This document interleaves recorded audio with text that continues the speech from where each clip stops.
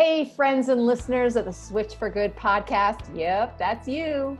I have some really exciting news. Dotsie and I have started a Switch for Good podcast Facebook group.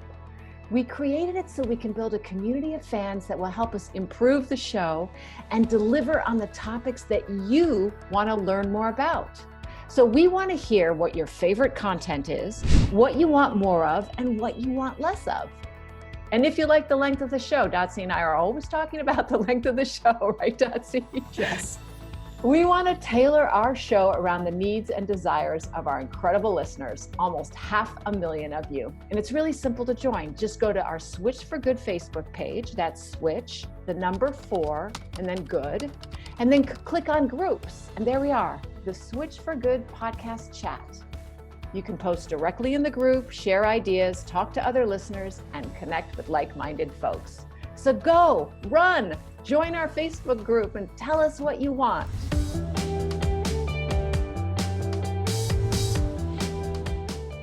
Well, welcome to the podcast, everyone. Dotsie and I are super excited to get right into a conversation today with our guest, because not only is she a super mom, but she's also going to be an inspiration to all of you who feel stuck in a rut. Alishea Basson is a mom of 5 kids ranging from 1 to 17 years old. And while raising these kiddos, she embarked on a remarkable health transformation.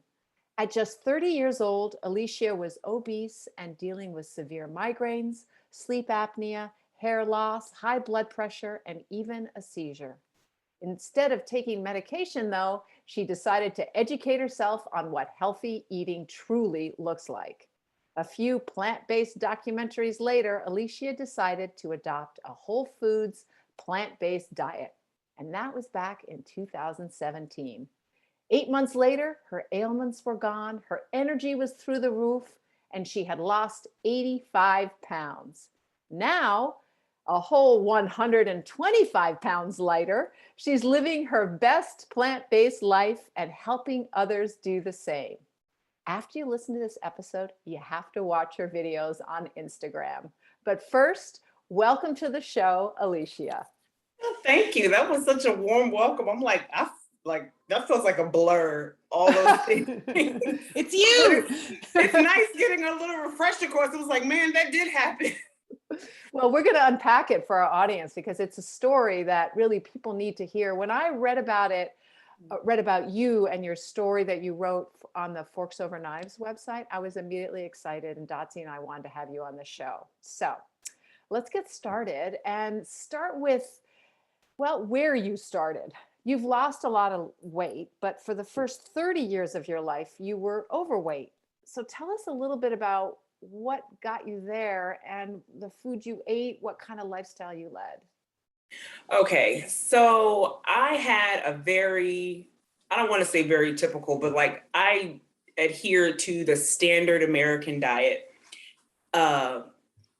Nope. Southern American diet. Oh. There's a difference. There's a difference. I got to throw that Southern in there. Me too. I grew up in the South. Yep. I know what you're talking. I ate everything deep fried in very large portions. I didn't wrap my mind around what I ate, how it affected me. I just ate what was presented to me. The lifestyle I led was the one that was given to my grandmother, that she gave to my mother, that she gave to me. And I just went with it. I ate vegetables, but they were literally like an afterthought. They were never the center stage of the plate. They were just to the left, and like you take it or leave it. You know, you kind of got to eat the green thing because granny said so type deal. My diet was really bad. Just heavily processed food, dairy, lots of cheese. And that's just what I ate because I felt like I didn't know anything else. So when I had my first child when I was 17. So that's when I had that's when I really started listening to doctors telling me that I needed to watch what I eat. They had always told me I needed to watch what I eat because I was always overweight. Like whenever I went to the doctor, they would tell me that my BMI was too high, that I went from being overweight to obese to morbidly obese. So they always talked to me about my weight. But when I was 17 and I was pregnant, they kept talking to me more about my diet. And while I didn't take the advice, I did hear them. And I heard them telling me to limit certain things and increase the intake of other things. I didn't listen to the advice. I didn't apply it, but I heard it. And that always stayed in the back of my mind. And with my first pregnancy, I gained 60 pounds. And with me being already overweight, that additional 60 pounds took me into that morbid obesity. And then I had another child and another one and another one. And I never lost that weight. After I had my second child, I had my first seizure. And that's when I kind of had a real wake-up call.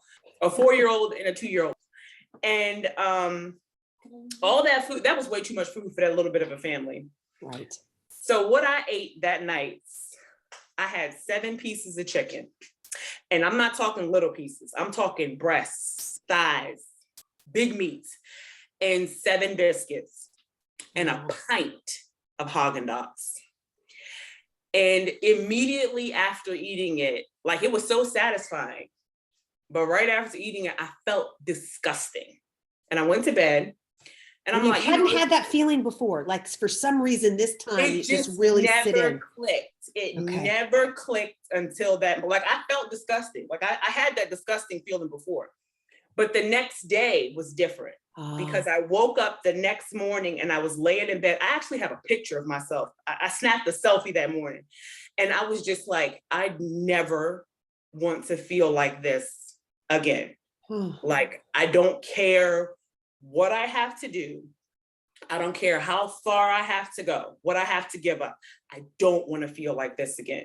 Now, mind you, at this point, I was 277 pounds. I had high blood pressure, high cholesterol. I had a seizure. My hair was falling out. And I had 4 kids. So, yeah. I was on my hands and knees going up my stairs because I was getting winded walking up the stairs in my house. Like I was literally crawling up the stairs. Oh dear. And I was like, this is not okay. Like I can't do, I'm only 30. And I had like, you talk yourself out of it, like you're accepting, you're like, oh, I'm just getting older. And I'm like, no, this can't be where I'm going. And I honestly remember feeling that morning, I felt like I was accelerating myself to death. Like I was like mashing the gas to my own demise. And I was like, I don't know. I didn't know what I was going to do, but I knew I was going to do something. Can we stop here just before, because I know that what you did next is this big chapter of your life that is so huge. Can we just unpack a little bit about your eating before, so that, because I think our audience can really relate to having a dinner and just feeling terrible the next day. But you've mentioned that you were a binge eater. Can you share with us was this a binge, or why was your eating like this? Why do you feel like you got into a habit of eating like this and not exercising? So my mother never exercised. So I never saw it being modeled to me that exercising was a normal part of people's lives. I just thought it was something you did in PE. So I never saw that.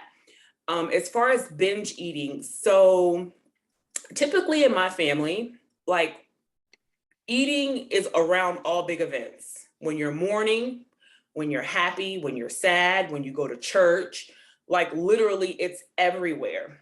And coupled with that, I took my family's like gathered eating as like, that's how I would cope.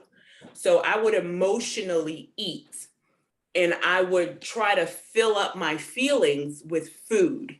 And I learned that at a very, very early age. I'm talking like 6 or 7. I learned to fill myself to an uncomfortable place with food to deal with my emotions. I got a whole backstory on that part, but there was a whole reason why I did that. But I learned that very, very early. And that looked like for me, like some people can say, oh, I'm just going to have a slice of pizza or 2 slices. I'm like, oh, I'm going to call Papa John's and get that 2 large, 2 topping for $20.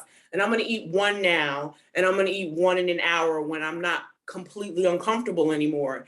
And it just became a pattern. Mm-hmm. Like if I was sad, if I was happy, whatever I was feeling, it didn't have to be a negative emotion. I would just eat it. I would eat it and just eat it and eat it. And then when you eat like that, you don't realize that you're stretching your stomach out. Mm-hmm. Your capacity is getting bigger every time you do this. So in between those binges, when I just try to eat, I found that it took more and more to get me full. And it just turned into a vicious cycle. And you're like, I don't understand why I'm not, like, I would look at my husband and I'm like, why am I eating more than you? And it's not like he can't pack it away too, but I could eat more than a full grown man outside of my binging episodes. So that's how it got to me. It was just one thing spilled over into the next, and it was just a downward spiral. Yeah. Alexandra and I were discussing recently, we both had struggled from eating disorders, myself anorexia, and then into bulimia, and Alexandra with bulimia for a very long time. We were talking about how you felt like you were drunk. You could sort of explain it that way. You were almost completely, you felt like you were detached from yourself. I had a roommate that told me before a binge, my eyes would go black and there was no reaching. What was that sensation for you, that feeling for you when you knew that you were about to order the 2 pizzas and you were going to, go in, as some people that will binge will say, right? That is what it's like. It's like just diving in. I'm going in and don't mess with me. Like you would kill someone if they came and tried to take the rest of the pizza. Walk us through those emotions, those sensations, and where you were mentally. So when I would have those episodes, the best way I could describe it is like, you're gonna go visit your best friend who's so dependable and reliable, and they always say the right things, and they just make you feel so welcome. And it was just like my safe space, like where I knew in that hour, it was just, everything was going to be fine. No one was going to bother me. I didn't have to think. I could just feel myself because I felt empty. That's what the feeling was, just this feeling of emptiness. And I would just feel so filled up. And that's what I wanted. I wanted that. I just felt like the food was giving me the attention and the affection that I wasn't getting in other places. And it never turned me down. It never disappointed. It was always available, and it always gave the feeling. It was a consistent, reliable feeling. Like I always knew this is going to make me better. This is going to make me feel good. So that's why I ran to it. It was just like that. It was like my best friend. It was so good. But did it make you feel good, Alishea, if you felt uncomfortable physically, or did that feeling when you woke up the next day after the 7 biscuits and the 7 chicken portions? So in the beginning, it feels good. In the beginning, with anything in excess, it feels great. But there comes a point with everyone where you can't deny the side effects. And after, it took a long time. It took many, many years for me to make a correlation between the two. It just didn't feel good anymore. It was just that one time, it just didn't feel good. It always felt good. Well, I'll take that back. Towards like the last 6 to 8 months of it being in that lifestyle, it wasn't fun anymore. It didn't feel good. It felt like a betrayal. It was like, you're supposed to make me feel better, but you're not. Like, I feel really bad. Like, I would have that joy while I was eating, but then when I'm digesting, I don't feel good. And I had never felt that. But it was in that last 6 to 8 months, it was just like, I don't feel good. I had really bad stomach issues. It just didn't feel good to me at that point. But for a long time, it did feel good. And I was completely like the uncomfortable full. I craved that. I didn't run from it. I wanted that. So it wasn't until I started to have, like, it didn't feel good. It just started to not feel good, honestly. It was nothing in my mind. Like I just woke up and I'm like, this is not feeling like it used to feel. It's not fun anymore. Right. So it didn't always feel that way for me. Like when I was binging in the beginning, I'm like, oh, this is great. You know, I was younger. It wasn't working. It worked, like you said, it worked till it didn't work. Yeah. Now I'm gonna ask this when I'm jumping ahead, because we know now you're a success story. So you don't do that anymore. But what do you do with the feelings? How do you deal with feelings if you don't binge? Because I think that's where people have a lot of fear, subconscious fear, that they're going to have to feel their feelings if they become healthy. And so they're more comfortable being unhealthy, so they don't have to deal with that. Well, so here's the thing that I have learned with my feelings. And I think this might be a blanket statement that can apply to everyone. Feelings are fickle. They don't last. They're fleeting.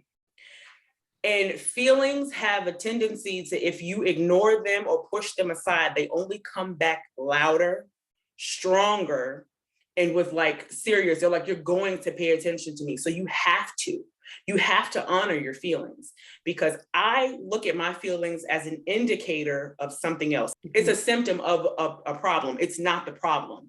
It's my body's way of telling me that I need to address something. And pushing them down, it doesn't work. I pushed my feelings down for 30 years and it almost killed me. You have to address your feelings. Now how I deal with my feelings now, I do just that. If I'm feeling lonely, I don't turn to food. I turn to human interaction. If I'm feeling anxious, I try to figure out why I'm feeling anxious. If I'm like snacking like crazy, I know I need some water and I probably need a nap because I'm not hungry. Mm-hmm. Like I look at the underlying things for everything now, rather than just deeming my feelings as a problem. They're not a problem. They're indicators of something that I need to address. And I address them so that I can honor the feeling, and the feeling passes. But the feeling starts small. If you ignore it, it's a giant. But if you address it while it's small, you can just push it to the side. It's easy to push to the side when it's small. But when you let it grow, it's a harder thing to tackle. It takes years to address those feelings that are suppressed. But if you address those feelings as they come, you have more success with it.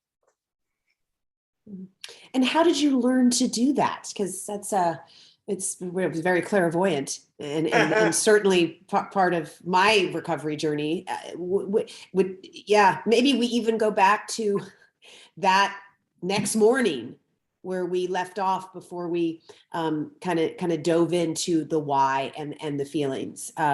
You did what after the Popeyes experience? So that feeling was out of control and complete desperation.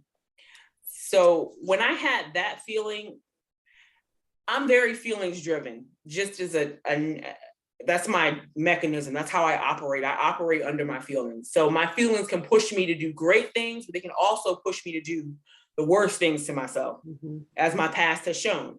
But when that in particular day, those feelings, I said, okay, I feel this way. I don't want to do this anymore. So I'm just going to take it at breakfast. I'm not going to look at this like I know I have to lose over 100 pounds. I'm just going to try breakfast. Like I woke up that morning, I'm just going to do breakfast different. And that's what I did. I did breakfast different. Rather than 2 croissants and scrambled eggs with cheese and sausage and bacon, I said, I'm going to have 1 hard-boiled egg and some fruit. I don't even know if that's enough. I don't even know if that's right, but I know it's different. So it's got to be better. And I tried that. And then I said, okay, I feel good. I'm not hungry. I'm okay. And then I just I took my desperate feeling and I kept it. I literally kept it in my pocket and kept it with me and just was like breakfast, lunch, and dinner, breakfast, lunch, and dinner, breakfast, lunch, and dinner. That's all I did. And I just let it drive me until I was like, oh, I feel good. And I like this feel good. So I'm not going to go back to that feel bad because this feel good. Oh, this feel good is better than what that feel good was when I was binging. With the good side effects. Yes. Yeah. You must have had missteps. And if you haven't, then you're an enigma to me, where you said, oh, that feels good. But now I'm just kind of doing this, same old, I'm eating really healthy. And I don't know, this isn't giving me much of a high either. I'm putting words in your mouth, but that was me. So when you had those missteps, how were you able to come back to center to just one meal at a time? Take it slow. Okay. So my journey was crazy. So what I had to deal with a lot. I had to deal with my own internal dialogue and then the dialogue of my in-laws and my husband, like negative talk. And I dropped the bomb on everybody because this all started in August. And in like Thanksgiving, please, people, don't ever do this. At Thanksgiving at my in-laws' house in the mountains of Tennessee, I dropped the bomb. I'm going vegan on January 1st. Oh dear. No. It didn't, like, I got hit with questions. Why? I didn't know why. I don't know. And what is that going to do for you? I have no idea. I was literally standing there like a deer in headlights. And it was just like at those moments, I was like, I cannot keep living my life for y'all because I'm the one that's feeling all this stuff. And I cannot do it anymore. I had tons of missteps. Now, the reason why I decided to switch to a plant-based diet was because, okay, first of all, I watched all the documentaries. I drank the Kool-Aid. I watched What the Health. I watched Forks Over Knives. I watched all of them, Dominion, everything. I watched them all. Scared me to death. I was like, I'm never eating McDonald's again. I went back to McDonald's. Just a sidebar, I did. I said, after watching all those documentaries, I still went to McDonald's. But when I started, I didn't know anything. So remember that. So just to be clear, you decided you'd take it slow and you woke up on this morning of August 2017 and said, I'm going to just take it slow. I'm going to make the changes slow. And at some point you decided you were going to go vegan starting January 1st, but you were leading up to that. Okay. But see, I didn't know that was happening because in August, I just said, I'm going to try to eat healthy. I didn't know what healthy was. Like I thought goldfish were healthy. You need to go upstairs. You need to go upstairs and stay upstairs. I thought goldfish were healthy. I was like, saltines are healthy. I had no idea. I didn't know. So when I started in August,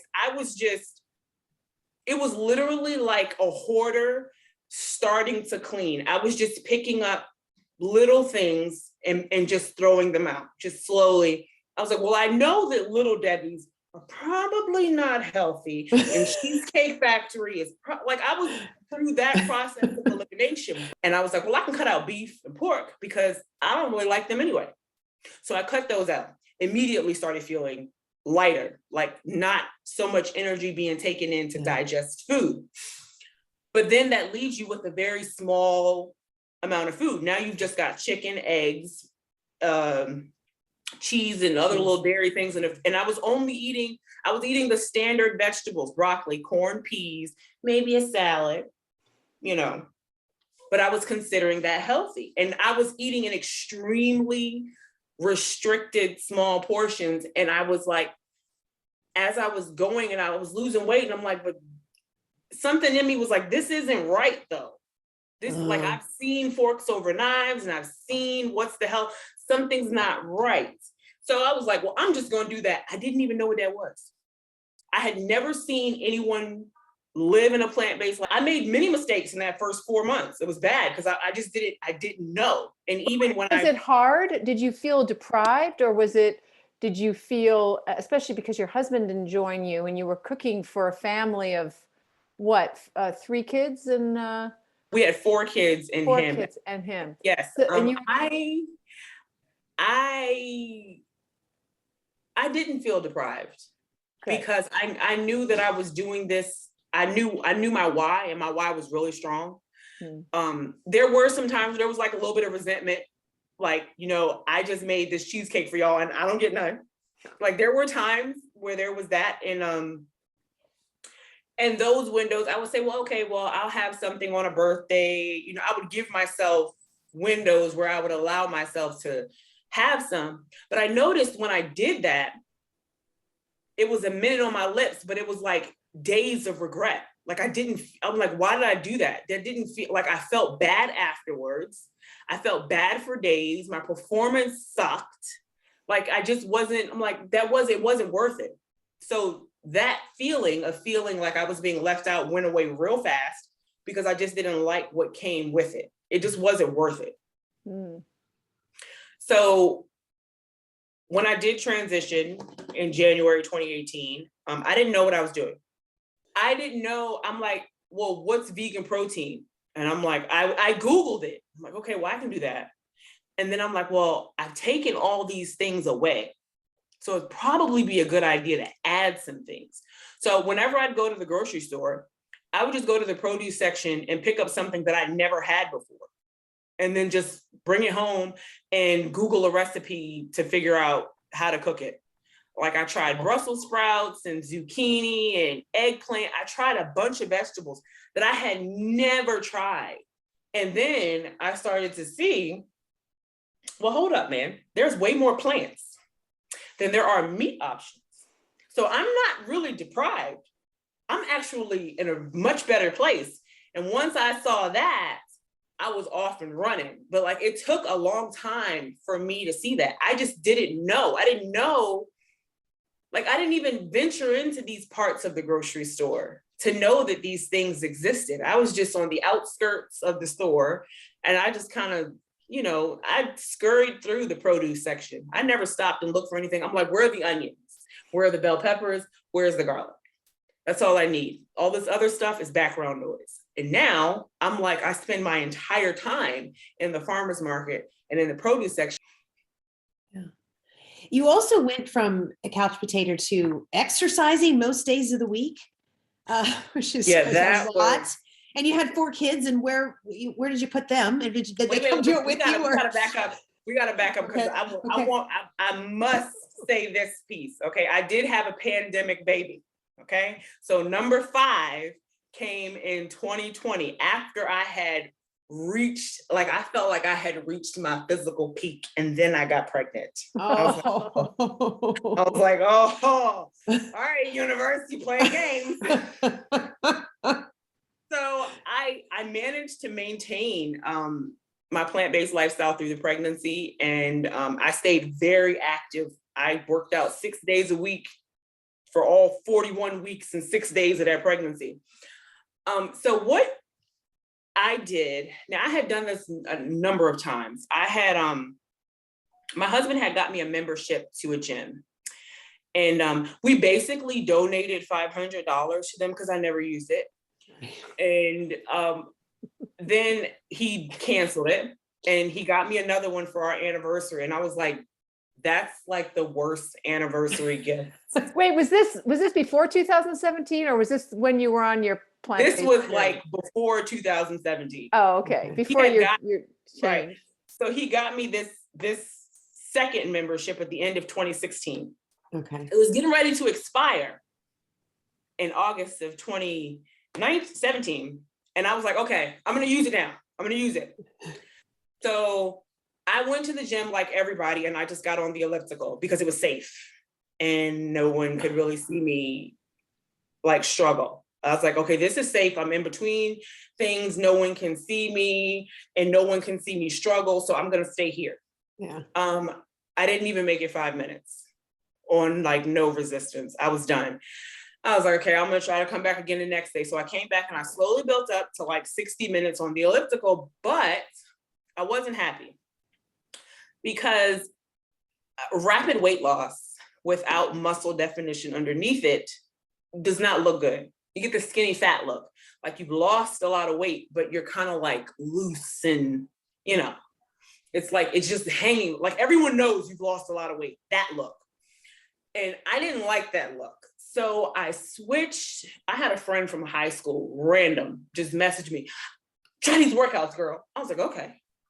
So I tried it. I couldn't do it. I couldn't do jumping jacks because I've had 4 kids, and I don't know how if you know how that works, but jumping is not in the cards when you've had 5 kids, 4 kids at that point. Wait, is that no? Dotsie. We and do I not know. we do not know. Okay, so you cannot do the jumping if you haven't strengthened the pelvic floor. Yeah, if the pelvic floor is not secured after having the baby, Niagara Falls. So that wasn't gonna happen. But then I just slowly started. I'm like, okay, well, it had like I was like, I can do 7 days. So I did 7 days, and then I did 21 days. And what was this workout though? So the first workout I did, I tried to do something with Shaun T. No beginner should start there because it wasn't the move. So then I went to a workout. Is Shaun T a trainer? Yes, he's a personal. Okay. He's a trainer. Okay. So then I switched to another program called Clean Week, which had modifications, and it showed me different things that I could, and I was at home. That's what I loved about it, because I was brand new to fitness, and the only thing I knew how to do was stand there. And I love that I could learn at home in private with my kids. Yeah. So I didn't have to send them to daycare. They were here. And like a lot of times they would join in too. So once I did that, I leveled up and did another program called 21 Day Fix. Then that's when I fell in love and learned that exercise was not just cardio. That it was okay for me to do body weight training and Pilates, and I could increase my flexibility. And once I finished that program, I canceled my gym membership because I was like, I'm never going back. I can't go back in that place. Because for one, I don't do the gym because I feel like the super fit people look at me like, why are you here? You're wasting time. You don't have your shaker cup in your bag. That's your head. That's your head talking. I know it's totally in my head. They are not paying me any attention. I know this because I work out at home all the time and I don't pay attention to anybody around me. Yeah. But this is just was in my mind is my young, trying to be fit mindset. Like, I'm like, these people I don't belong. But it's great because there's a lot of people who are intimidated by the gym and they feel like they can't leave their kids. And you solve that problem by working out with weights and doing cardio in front of videos at home. People go to her Instagram page, like I mentioned in the intro, and you'll see her, Alishea, working out 2 videos a lot of the time. And so that's how you made it work with a busy life. Yes. But still able to get your workout in. But what did you work out really early in the morning? When were you able to do it? And how long do you now as a rule work out? Okay. So in the beginning, when I had my gym membership, I had to get used to getting up in the morning, which was hard because I was sleeping until like 3 p.m. before I started this whole thing. I was it was bad. I was just barely becoming conscious to get my kids out of the door to school, and then coming home and then passing out on the couch with a 2-year-old and a 4-year-old. Like, I was not parenting and I was tired. So I had to shift. And when I started thinking I'm going to go to the gym, I had to get up and go before he went to work. So that was like a 5 a.m., 5 in the morning. Now I did that for like less than a year. And then I was so accustomed to getting up that early, I would do it at home. But I had extra time because I didn't have to drive to the gym, wait on equipment, and then account time to get back home. I had the full time. And then I could just jump back into mom life because I was here. So I was doing an hour. That was my standard. It was an hour in the mornings. Now, and that was pretty much my standard back then. I did an hour 5 to 6 days a week for like 3 years, 2-3 years. But now what I do is I kind of break it up. So I'll do a 45-minute workout in the morning, and then I might do something quick, like 20-30 minutes in the afternoon. that's only because my workout has now become my therapy. Like, it's where I pour it all out. If I'm feeling overwhelmed, if I'm feeling anxious throughout the pandemic, if I was feeling uncertain, insecure, that's where I would just direct all that energy. So now I'm like, Instead of the 2 pizzas. That's a great trade-off. about 4, exactly. And it's much more beneficial. So I'm like 45 minutes to an hour 15, hour 20 every day now.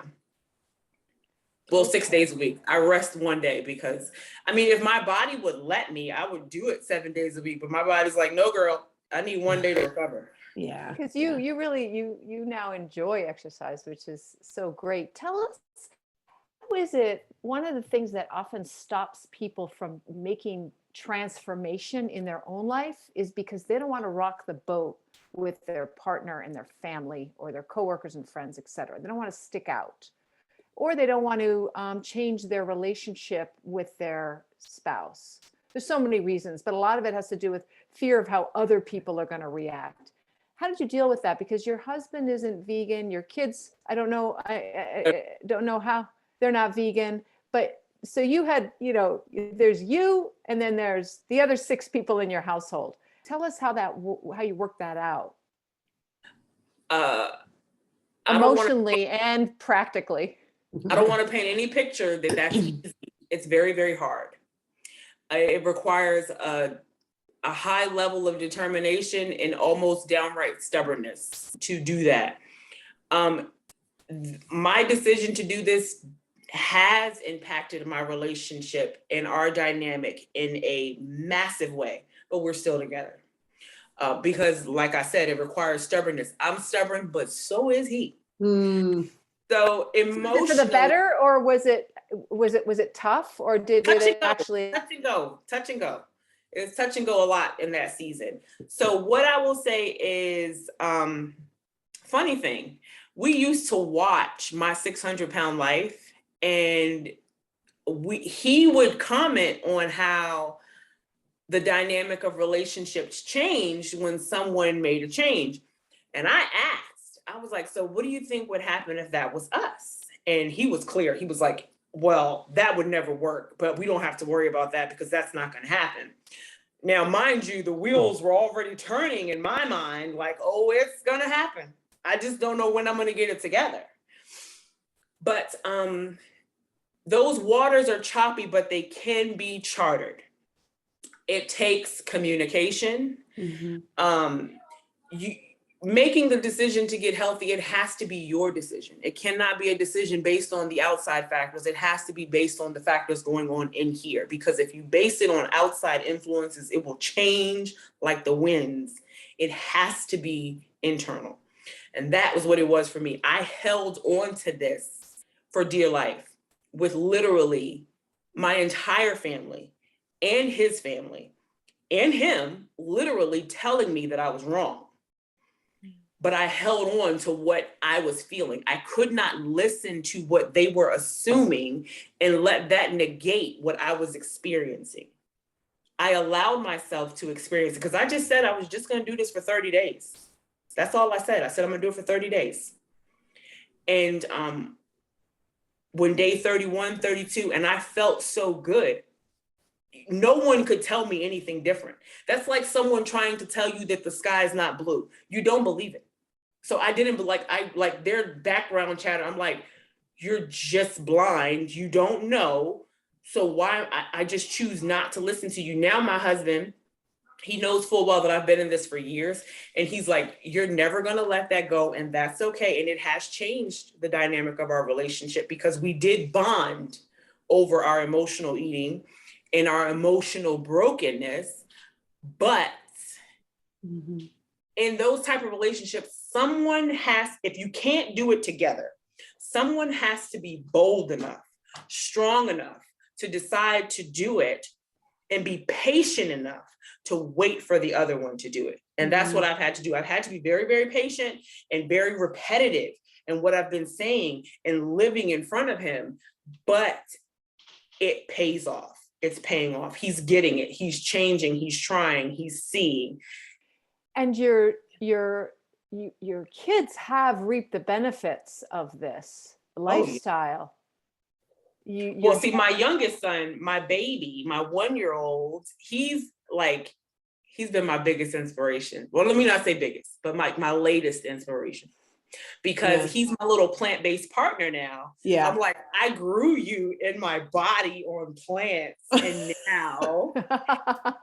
now you're out here living on plants. See, like I have my little company because I was all alone before. And now everyone's like, oh, you and the baby, you two and your plants. And it's just it's so inspiring to see him like preferring to snack on celery and sweet potatoes and quinoa versus like you try to give that boy a cookie and he's like, no, I don't want it. And it's just so good to see that. And then my other kids do the same thing. Like I've noticed my 2 middle girls are loving, like they switched to almond milk.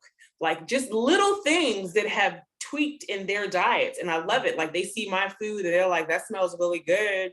Can I try it? Oh, wow. So people are wondering, or I know I am, it sounds like you're a pretty fantastic cook and you do the cooking. So in the evening, what does this look like? Is this 6 other people? Well, 5, because the baby's on the plan with you. But are you making a bunch of different meals or what's happening?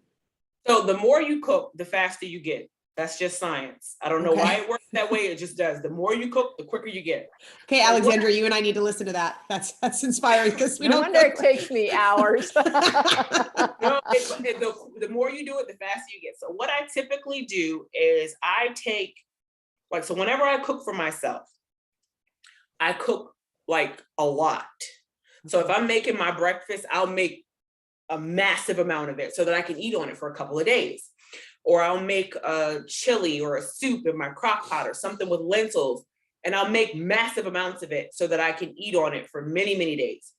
And then in the evenings, I'm just freed up to cook their food. I just make them whatever. And a lot of times I do like really simple raw salads for myself with like edamame, chickpeas, quinoa, a bunch of raw veggies. And I make like a Thai peanut dressing, shake it up real quick in a jar. And I just like, that's something that I can eat. And I know that it's nutrient dense. It's got a lot of protein and it's going to fill me up. Okay. And then I can just cook their food. Now, sometimes I'm not that well planned. Like sometimes I'm out of food for me and I've got to cook like 2 different meals, actually like 3, because my kids are super picky. So I'll make something for my kids and then make something for my husband and have to make something for me. Wow. In those instances, you have to use the tools at your disposal. Invest in an air fryer. I can throw my food in the air fryer and then I don't have to think about it.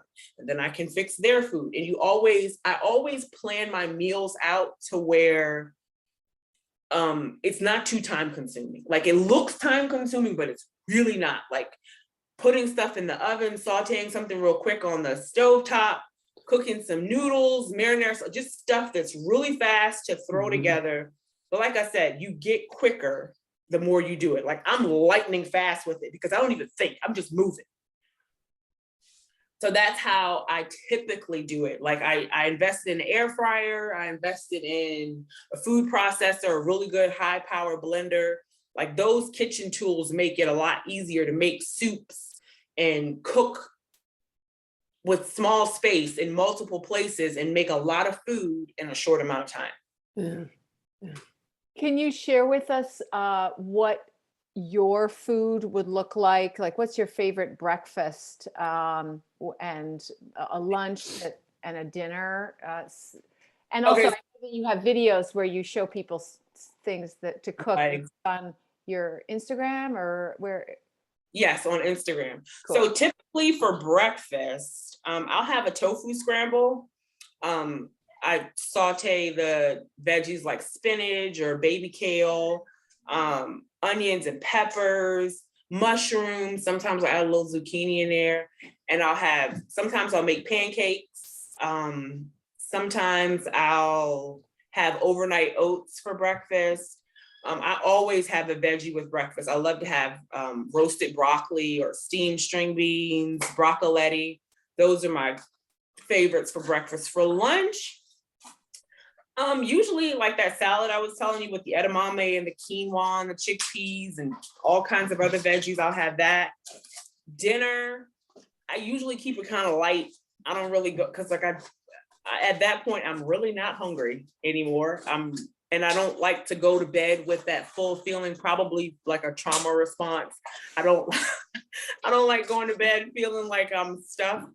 So I might have a protein shake at night and a small salad, but nothing too heavy at night right before going to bed. And I try to give myself a few hours before I go to sleep. I don't like to go to sleep straight after I eat. I just don't like that, going to bed with that heavy feeling. You know, I'm interested in what surprised you about this journey, about yourself. I've heard you say there's an aspect where you feel like you've gained a new lens on life, if you will. Mm-hmm. So the thing that shocked me the most was I always said I couldn't do it. I always said, I can't do that. That was my whole thing. When I would see girls on social media doing all the things, I used to be like, that's great for them, but I can't. And I shocked myself with what I could do when I just tried. And I feel like that's been the biggest thing of myself, is I sold myself short for years. And I never reached my fullest potential because I always said, I just can't. So I won't. And I didn't.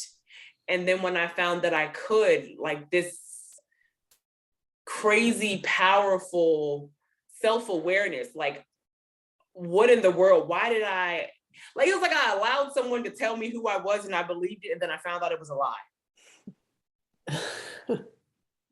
Like that's exactly what it felt like. It just felt like, why did I buy into the lie? And that's one of the reasons I think you're such as people listen to this, they'll be inspired, because a lot of us speak to ourselves in ways that we would never speak to our best friend or children, our loved ones, but we don't give ourselves enough credit. You've changed so much, not only as a person, you say you used to have a lot of negative self-talk and you have less of that now, but also your physical, the results from your physical has changed you from when you were in your 20s. Now you're in your mid 30s, right? Yes. Tell us a little bit about what your physical says. Oh, okay. So, it's probably a good thing that I didn't look like this in my 20s, because I would have been a problem. I would have been a real problem. No, that's, you know what, Alishea? That's exactly probably why, because you were afraid of your own power. A lot of women are like that. Dotsie and I have talked about that. And eating disorders, eating can stuff our power and our feelings and literally our voice, because we're thinking about food all the time. And so anyway, carry on. True. That's true. Like, I was very, I was the big girl. That's what my family called me that. They called me Big Leisha. And I was just like, whatever, that's who I am, I remember sitting in the bathroom one day, like, wow, my stomach done lopped over. I'm like, that's happening. And I'm like, I'm not pregnant, so there's really no cause for that. And now I have to say your abs are very, very impressive. Yes. They are. Yes. Yeah, so like that, like I never thought I could have that. I never thought I could have a muscle anywhere that would be visible by the naked eye. So now tell us about like your blood pressure, your cholesterol, your... My goodness. So I don't have sleep apnea. I haven't had a seizure since I started this whole thing. I remember going to my physical before I got pregnant, but way before I got pregnant. And like a year after I went plant-based, and they ran all my labs, and they took my blood pressure, and it was the lowest it had ever been in my entire life. And I was like, wow, like she put it on. Normally when they would take my blood pressure, they would have to retake it. So I would get it on one arm and they'd be like, oh, that can't be right. And they try it again. They're like, that can't be right. Well, let me put it on your other arm. Like they didn't want to believe because the number was so astronomically high. They would try taking it in different places and they would say, oh, we'll just take it at the end of the visit. Maybe you're just anxious.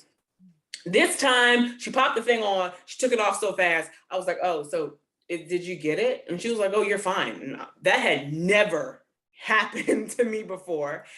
And they ran my blood work and I had asked my doctor, I was like, can you check like everything? Because I'm starting this new eating habit. I want to make sure I'm okay. Can you check my B12 and everything? He was like, I'll run a full panel on you. We'll check everything.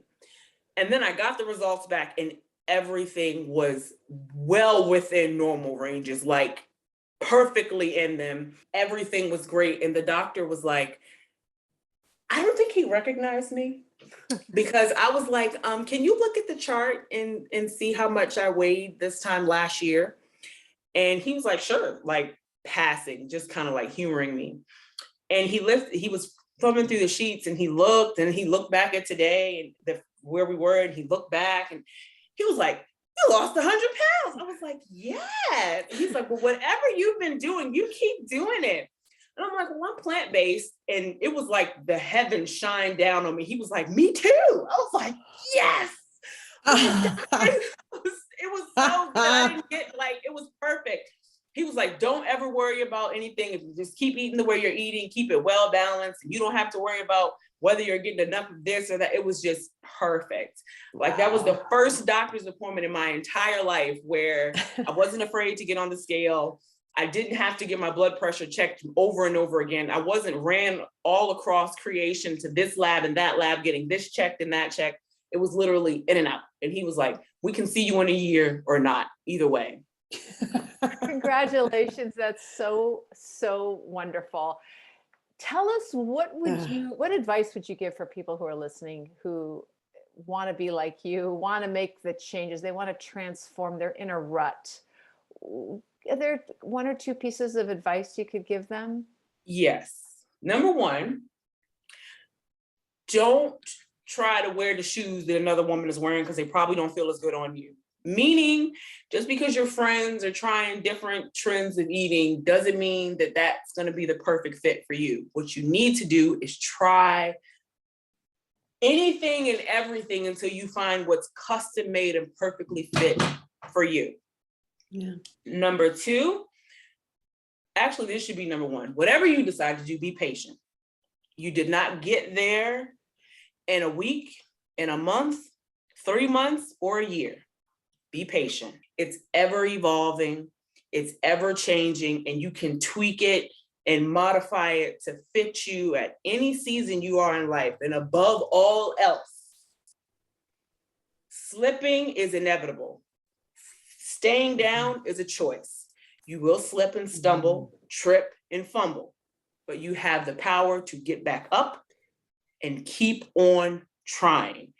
Progress is what we are after, not perfection. Perfection is the enemy of progress. So just keep moving forward. You ain't never gonna make it to perfect anyway. So just know that. Yeah, it's not happening. I'm laughing because this is the woman who had no energy. She was crawling up the stairs 5 years ago. And the level of energy. Great reminder. Is crazy. I can outrun my kids. I'm up before they are. I'm down after they are. They're literally like, can we go home? I'm like, let's walk to Target. Oh my gosh. Thank you. You are so emboldening. I tell you, and so much of your advice is so many crossovers in life, not just with weight. I mean, I feel like I'm going to hear some of that advice in your voice in some challenges that I'm facing this week that really don't have anything to do with what's on my plate. It applies. Yeah. It literally, when you tamp down this area of your life, your health. So for some people don't have to lose weight. Some people need to get comfortable with eating just a regular or a healthy diet. But when you get control of this box, it's an octopus. It reaches over into all kinds of areas in your life. Like that was one of the big things with my marriage. I found my voice when I found control of this. Like I was always mouthy, but I had an educated mouth now. And I knew what I knew Lucky what I him. wanted. I knew what I wanted. I knew how I wanted it to look. And I was not afraid to say that. And like, that's the biggest thing. It's all like, it's not, this is a small box, but once a woman or a person figures this out, oh boy. Watch out. You can't contain Alicia's out. her. Oh, well, we love having you on this show, Alishea. Thank you so much. No, thank you. I love that. That was like, now I really want to go work out now because I'm like, what? I do too. See you later, guys. Hey, folks. Okay. Back by very popular demand is our plant-powered plate fridge magnet, which you are going to receive for free if you leave us a rating and a review on whatever platform you're listening to this podcast on. So here are the details. Just write your quick review. Does not need to be long, does not need to be a whole story. Just be honest and speak from the heart. Then take a quick screenshot of the review you wrote and email it to us at podcast@switchforgood.org. That's podcast@switchforgood.org. And include your mailing address so we can send you a power plate. We are doing this because the more reviews we garner, the higher we go in search results, which means more folks will learn about our podcast. So the power is in your hands. Leave us a review and zoom, your power plate arrives at your doorstep. So thank you so much for tuning in today. If we helped you in any way, then click the subscribe button and let's keep hanging out together. We have so much more to share with you. And if you need more information on actually making the switch for good, please visit us at switchforgood.org for loads of info. And you can subscribe to our mailing list where you will receive all sorts of super cool gifts, discount codes to our very fave dairy-free products, and a lifetime of powerful health tips. So join us on the journey to switch for good. This is the future.